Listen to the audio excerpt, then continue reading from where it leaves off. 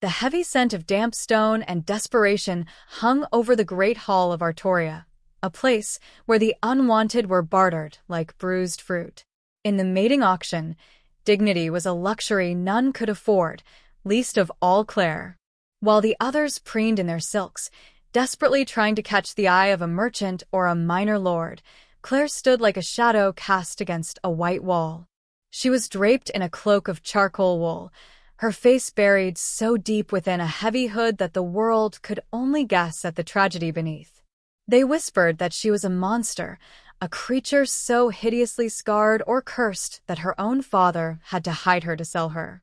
Little did they know that the fabric wasn't hiding a monster, but a secret that would burn the kingdom to its foundations if a single spark escaped.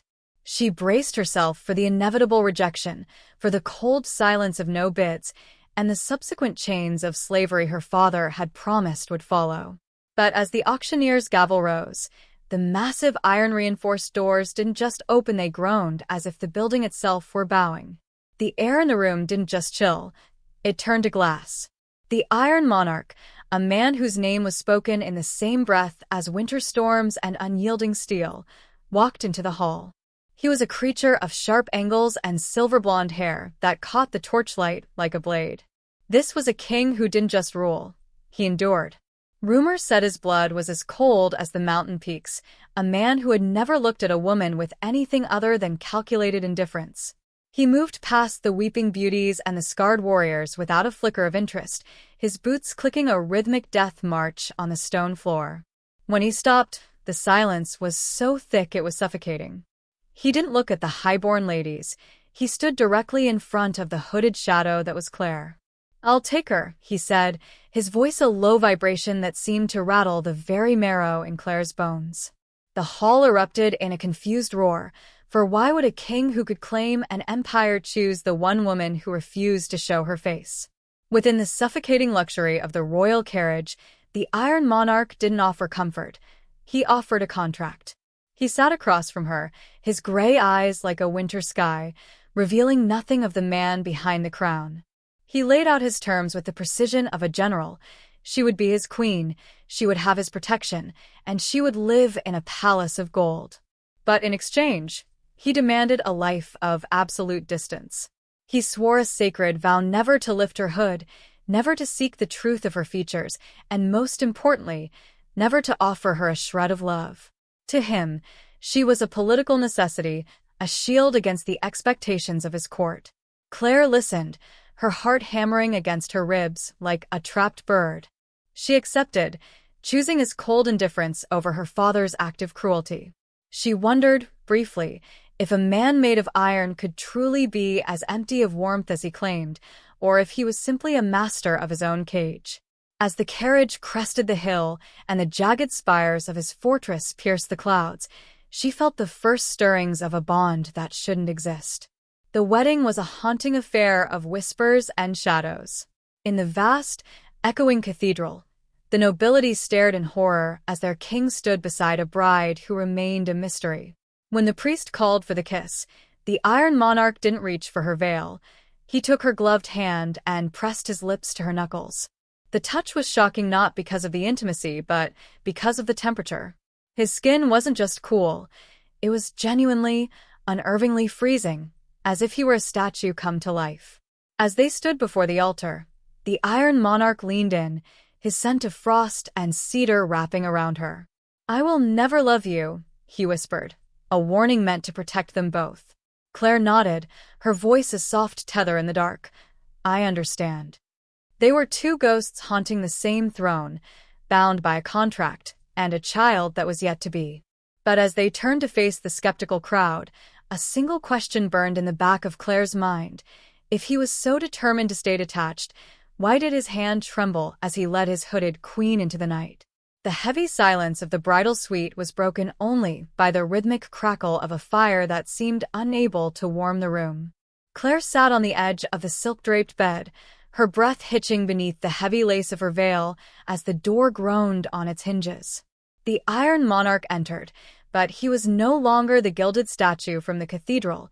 He had stripped away his formal regalia, leaving only a linen shirt unbuttoned at the throat. In the dim amber glow, his pale skin looked like polished marble, beautiful and deathly still. He didn't approach her with the hunger of a groom, but with the weary duty of a man fulfilling a debt. He reached into his pocket and pulled out a strip of midnight black silk, a blindfold that shimmered in the firelight. "I am a man of my word," he murmured, his voice a rasp of velvet and gravel. "If you fear I might glimpse your face in the heat of the night, I will walk in darkness." He tied the silk over his eyes with practiced, steady hands, plunging himself into a world of touch and scent. When he finally moved toward her, the temperature in the room plummeted, a localized winter following in his wake. Claire didn't pull away. She reached out, her fingers trembling as they brushed his shoulder. The contact was a physical jolt. His skin was unnervingly cold, yet beneath that frost, she could feel the thrum of a heart beating with a frantic, hidden rhythm. He moved with a strange, aching gentleness, his hands mapping the curve of her shoulders as if he were memorizing a map of a country he was forbidden to see. His scent, an intoxicating mix of mountain air and ancient cedar, filled her lungs, making her wolf stir with a primitive recognition. He leaned down, his lips ghosting over the sensitive skin of her neck, and for a moment, the Iron Monarch's control shattered into a ragged breath. As the weeks bled into months, the palace became a labyrinth of unspoken desires and growing shadows. The Iron Monarch began to haunt her chambers long before the sun set, seeking her out not for the duty of an heir, but for the solace of her voice. They spent hours in the library, the King of Steel listening intently as his hooded queen spoke of the forbidden histories of magic and the plight of the outcasts. He asked for her counsel on matters of state, his gray eyes unmasked in the privacy of their rooms softening whenever she spoke. The court whispered that the monarch had been bewitched by a woman without a face, but Claire knew the truth was far more dangerous. She was falling for the man behind the iron mask, a man who shivered in his sleep despite the roaring fires she built for him. She watched him from behind her veil, noticing the way his skin turned translucent and the way the frost on the windows seemed to grow whenever he grew weary. The arrival of their son, Milo, should have been the final piece of their contract, a triumph for the Artorian line. Instead, it became a harbinger of doom. As the infant cried his first breath, the Iron Monarch held the child with a look of such profound, agonizing adoration that Claire felt her own heart break. But as he looked from the boy to his hooded wife, his strength suddenly failed. He collapsed at the bedside, his skin turning the color of ash, a thick layer of literal frost beginning to bloom across his chest like a crystalline armor. Claire screamed for the healers, but as she clutched his freezing hands, he looked at her with a clarity that terrified her. "The curse," he wheezed, his lungs struggling against the ice forming within them. "My line, we are forbidden to feel. To love is to die, and Claire, I am dying." As the healers burst into the room with looks of utter helplessness, Claire realized the cruel irony of their lives. She had spent her life hiding a secret to stay alive, but it was his secret that was now ending his. Could a fire hidden for a lifetime be the only thing capable of melting a heart made of cursed ice? The healers fell back in terror as the air in the birthing suite crystallized, the very moisture in the room turning into falling shards of ice. The Iron Monarch lay paralyzed, his heart slowing to a glacial rhythm that threatened to stop entirely. Claire watched in agony as the man who had sheltered her became a prisoner of his own anatomy, his skin so cold it burned to the touch. "I chose you because you were a shadow," he whispered, his eyes glassing over with a frost that started from within. "I thought if I never saw you, I could never truly know you. And if I never knew you, I would be safe from the love that kills." The confession was a death sentence, a final acknowledgement that his iron will had been defeated by the quiet grace of the woman beneath the hood. In a moment of desperate clarity, Claire realized that the walls she had built were now the barriers to his survival. If his heart was freezing because of the love he felt for a mystery, she had to destroy the mystery to save the man. With fingers that felt like they were moving through lead, she reached for the heavy fabric at her throat. "Then let me be a monster to you," she sobbed, the sound muffled by the lace until, with a violent tug, she cast the veil aside. She didn't find the disgust she expected. Instead, Elend's dying gaze fixed upon her with a wonder that was more painful than any insult. He looked at the curve of her jaw, the depth of her eyes, and finally, the jagged, cross-shaped brand of the fire which etched into her forehead. It was the mark of the kingdom's greatest enemy, a brand of exile and forbidden power. "I am the fire that burns your laws," she cried, leaning over him until her breath fanned the frost on his cheeks. She told him of the night Eric died, of the wild, untamable heat that lived in her veins, and of the father who had bound her soul in iron to hide the truth of her lineage. She begged him to see her as the witch, the deceiver, the creature of ash and flame that his ancestors had spent centuries hunting. She offered him every reason to hate her, to feel the cold sting of betrayal, hoping that a surge of loathing would snap the curse and restart his heart. She bared her soul, exposing the darkest corners of her history, waiting for the Iron Monarch to recoil from the woman who had brought magic back into his bed. But the Iron Monarch didn't recoil. Instead, a ghost of a smile touched his blue-tinged lips, and he reached up with a hand that moved with agonizing slowness to touch the brand on her brow. "You think a brand makes you a monster?" he murmured, his voice a fading echo. "It only makes you the light I've been seeking in the dark." The frost on his chest didn't recede. It hardened, turning into a solid plate of ice that threatened to crush his ribs.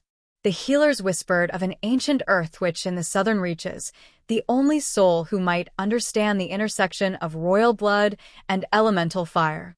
As Claire clutched her newborn son to her chest, watching the life flicker in her husband's eyes, she realized the seal on her own magic was the only thing standing between Ellen and the grave.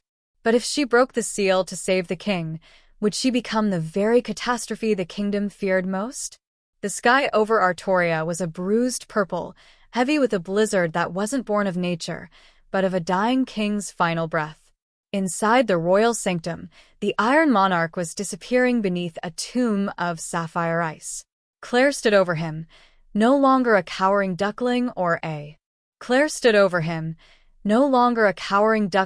hidden shadow, but a woman standing at the precipice of her own destruction. In her hand, she clutched the ancient seal she had reclaimed from her father's ruins, a small, blackened stone that hummed with the screams of 1,000 trapped embers. She knew that to break this seal was to invite the fire back into her blood, a heat so intense it had once laid waste to her past. But as she looked at Ellen's translucent skin, she realized that iron only breaks when it is frozen. It takes fire to forge it into something new. With a scream that tore through the silent palace, Claire crushed the seal in her bare palm. The effect was instantaneous. A pillar of white-hot flame erupted from her skin, turning the air into a shimmering haze of gold. The brand on her forehead didn't just glow, it bled light. She pressed her burning hands onto the ice covering Ellen's chest, the sound of the collision like 1,000 mirrors shattering at once. Steam billowed in great, choking clouds, obscuring the healers and the guards. She felt the curse fighting back, a sentient cold that tried to extinguish her spirit, but she poured every ounce of her love, her rage, and her rediscovered power into the touch. "Live," she commanded, her voice resonating with the authority of a queen who had walked through hell to claim her throne. "Live for me, for our son, and for the kingdom you swore to protect."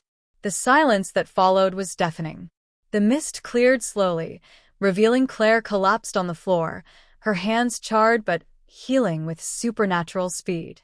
In the center of the bed, the Iron Monarch gasped, a jagged, wet sound that signaled the return of life. The frost was gone, replaced by a flush of warmth that radiated from his skin for the first time in his life. He sat up, his gray eyes finding Claire in the wreckage of the room. He didn't look at her with the distance of a king or the caution of a cursed man. He looked at her with the raw, unfiltered hunger of a mate who had been pulled back from the abyss. He reached out, pulling her into an embrace that was no longer cold. The curse was broken, shattered by a fire that was fueled by the very love it sought to forbid. Months later, the kingdom of Artoria had transformed. The iron gates were open, and the scent of blooming jasmine replaced the bite of permafrost. Claire stood on the balcony, her hair flowing free, the brand on her forehead now a mark of honor rather than shame.